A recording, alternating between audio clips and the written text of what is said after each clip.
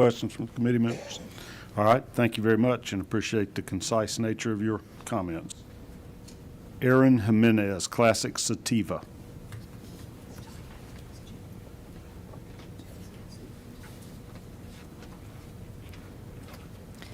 Hi, my name is Aaron Jimenez. I live in Athens, Georgia, and I've been working in the hemp industry since June 2021.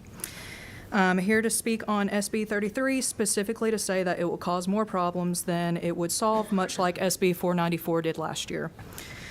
Specifically, the main two problems is that you're attempting to regulate federally compliant products and you're attempting to regulate individual cannabinoids like Delta 8 in this case, and the plant actually has hundreds of cannabinoids. So you asked what we know about different cannabinoids and regulating them, what's psychotropic or psychoactive and what's not. So I'm just going to scrap everything I had and I'm going to answer your question. The thing is that the plant naturally produces so many of these compounds, so many that we have no idea yet how many. CBD is naturally produced by the plant. It will not get you high. You can be relaxed, you will not be high. However, THC and all of the different versions of it, Delta 9, Delta 8, 10, 11, if you give me enough time, I can rattle on all day. They are intoxicating to varying degrees. Not only they themselves are intoxicating, but it depends on the person. And so the issue is when you try to regulate these things, as you mentioned, individually, then the industry is just going to shift. Bad players are going to get in a lab and they're going to synthesize different ones from CBD, from different things, because that's possible. And then you'll be back here wasting time next year on other individual cannabinoids only to keep chasing the dog. So the issue is also that people are going out of state for these products. They're federally compliant. They're shipping them into Georgia. Small businesses in Georgia are losing revenue, which means Georgia is losing tax revenue. Not only that, if you make more legislation saying, okay, well, fine, you can't ship things into Georgia, people are pivoting to the illegal market. The illegal market since 494 has been booming because 494 restricted flower, which now people, rather than going without flower, are shifting to the illegal market. 494 did a lot of good things for the industry, such as implementing age restrictions, which we desperately needed. Bad players were definitely selling to people that they shouldn't have been. And it had packaging requirements. There were a lot of things that we agreed to in that, but it should never have taken away flower. It should not be regulating milligrams on edibles that adults are consuming, because that just means that people are having to buy more bags of edibles. If anything, that's just making people more prone to diabetes because of the sugar in the edibles. What do the edibles do? Why do people buy those from you? What's the reason? What's the purpose? Edibles are easy to dose in that rather than hitting a vape that you have no idea what amount of milligrams you're getting in a specific puff or a joint, for example, edibles are easy in that it says, oh, it's 10 milligrams of this. And the testing requirements that were implemented by 494 helped greatly with saying, okay, that's actually what's in it. Right, so they're not buying them just because they taste good. Why are they eating these things? What do they do to them? Different things. It depends on what's in the edible. So if it's a THC edible, not only can you use it to get high, but people use it for pain relief. I've seen people get off opioids by using edibles and different things from the plant. So people have their own reasons. People use it for sleep, pain, recreationally. It just kind of depends on the person. But everyone has a good reason for using these things. Like you said, it's not just that they taste good. Most of the time they don't, despite all the sugar dumped in there. Well, it's confusing because we have a medical marijuana program. Right. That one of the conditions is intractable pain.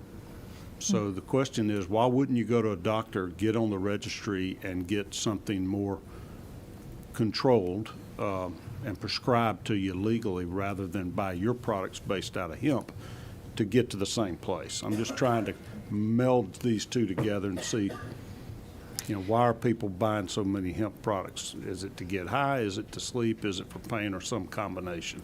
A lot of people, just being frank with you, because you're asking these questions, a lot of people still feel weird about their name being on a registry for the medical card. And also, that's a cost barrier. I mean, you have to pay for the medical card. You have to pay to see a doctor to get referred.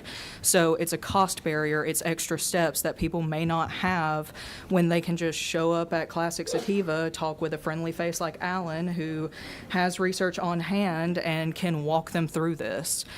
We don't claim to be medical professionals. In fact, we encourage people to speak with their doctors. But again, people are scared to do that because they don't, specifically people in pain clinics, they get drug tested. And so getting pain clinics specifically to get on board with that is difficult. And do you know how many milligrams it takes to get high of the THC, Delta 9? This is not the answer that you want, but I don't have it. This is investigative. I don't right. have it preconceived. Well, I'm just prefacing, but we don't know. And the reason why we don't know is because there's not enough federal research. It's a Schedule I controlled substance, and so there's not a lot of research in that area. But then also, even the available research names factors as broad as your metabolism, how you consumed it, what you had to eat that day, how often you exercise, how much water you drink. I can go on and on. All righty. Any other comments? I think that I covered my bases, but Thank please, if any of you have any other questions, find me in the hallway outside. I definitely have a while to sit and talk to you. Where are you located in Athens? On West Broad Street by you down- Athens Health and Fitness. Is that the old Kroger in the hole? It is totally the old Kroger in the hole. All these Kroger's got a nickname. That's probably a better one than some of them in Atlanta. Thank y'all so much. Thank you. Alan, I'm going to skip over you because you're working 4 too. I'm hoping she talk quick. I'm sorry. You had a question? Yes, sir. Come back real quick, Aaron. We've got a question for you from Senator Sims. Sorry about that. Thank you, Mr. Chairman. Sure. So most of these edibles are found in convenience stores. Do we find them in convenience stores? Do we find them in just specific shops that cater to the product, or? So from my understanding, 494, with the licensing and permits that they're granting to businesses across the state, that was supposed to help take them out of gas stations. Full disclosure, the gas station that I go to right beside my house definitely still has edibles on its shelves.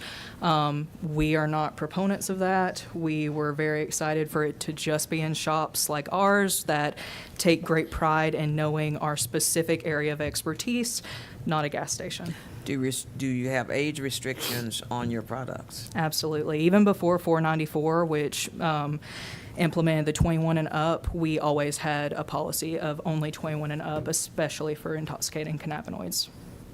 Thank you. Absolutely. I've heard that, hang on, Aaron.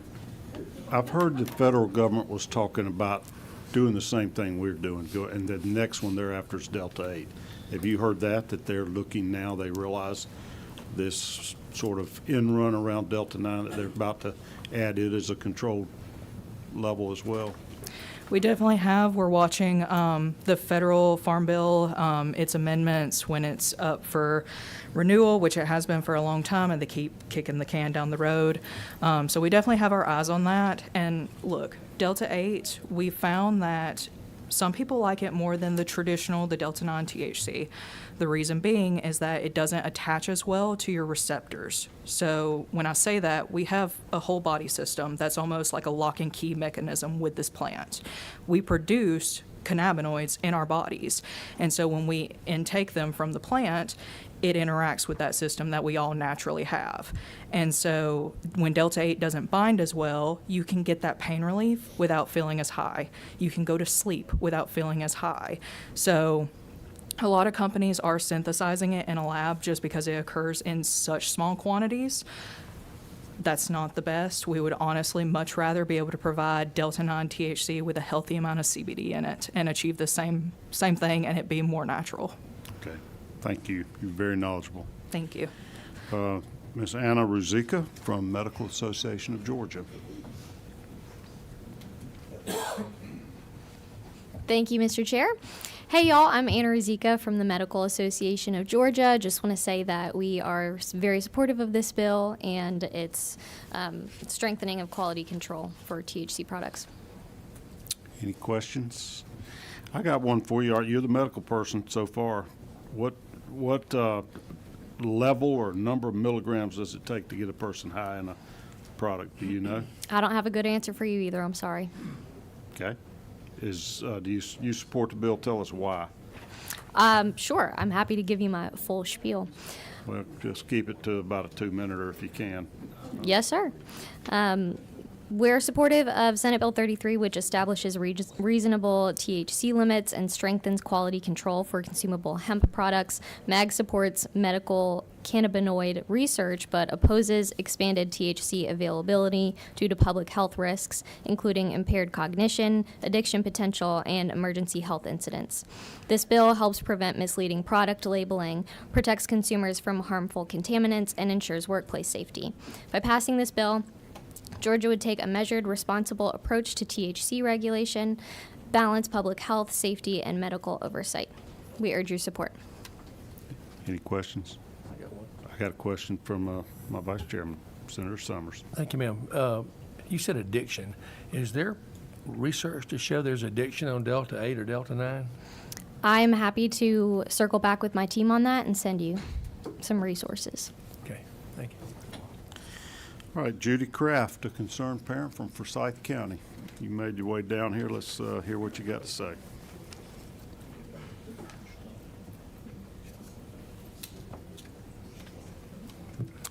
Good afternoon. I did make my way down here. It makes me appreciate all of you that do this every day.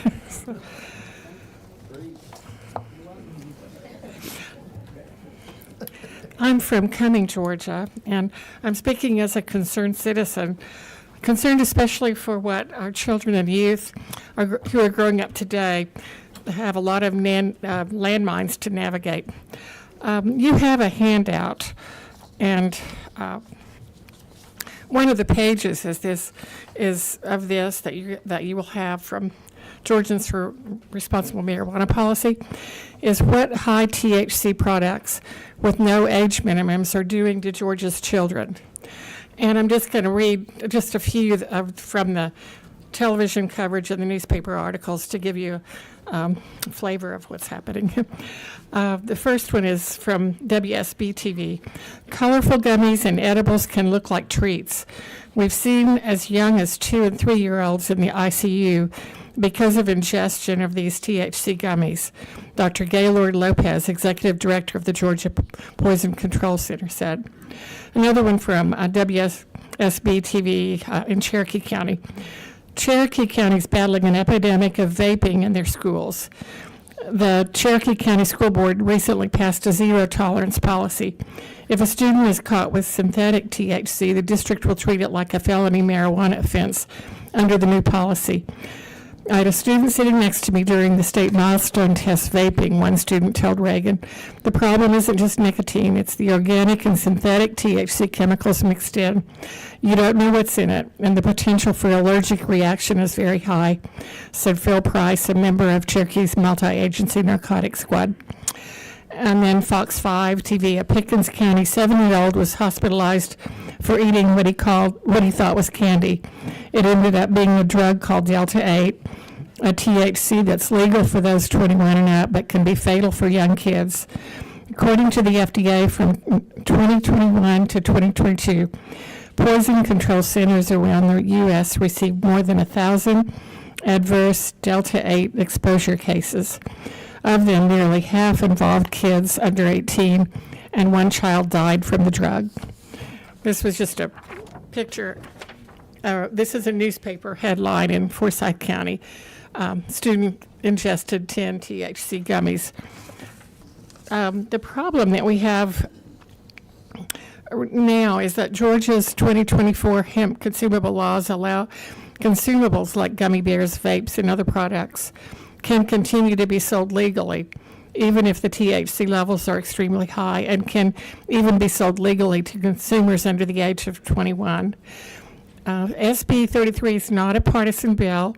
It's a bill that, if passed into law, will help protect children.